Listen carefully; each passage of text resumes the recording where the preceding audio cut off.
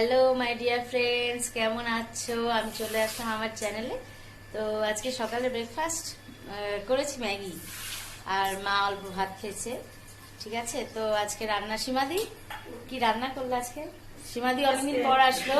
আজকে সব কিছু মিলে চচ্চড়ি করছি, ভাজার মতো না? ভাজার মতো। আচ্ছা আর আচ্ছা, আর ডিমের ঝোল। ডিমের ঝোল করছি। হ্যাঁ, আর একটু ফল কাটবা, মৌসুমি তো? আচ্ছা আচ্ছা, এই যে সীমাদি অনেকদিন পরেই আসলো। এতদিন সীমাদির শাশুড়ি আসতো। ওকে, তো আমার এখনো স্নান হয়নি, পূজাও দিব স্নান করে। তো আজকে রান্না বাজার যাওয়ার সময় পাইনি, তাই ডিমই বেশি কিছু রান্না হয়নি। ঠিক আছে, তো আমার ভিডিও অবশ্যই দেখো। আমি পরে এসছি। আমার দিদি মেজদিও চা খাচ্ছে, মাও খাচ্ছে, টিভিও দেখছে, আমিও খাচ্ছি।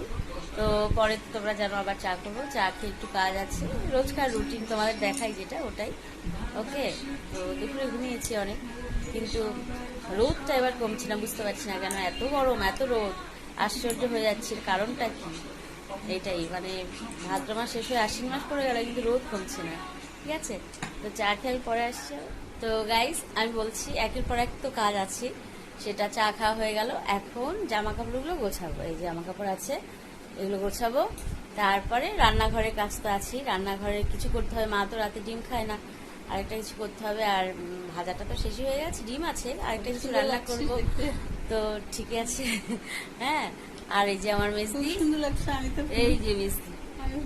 তা এখন আমাদের টাইম পাস এভাবেই হচ্ছে। মেজদি আর আমি গল্প করছি, একটু বাইরে হাঁটবো ওকে নিয়ে।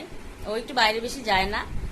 আর এই তো ও আছে বলে আমার টাইম পাস হয়ে আছে। মেয়ে তো এখন কলকাতায়, সামনে তো নেই।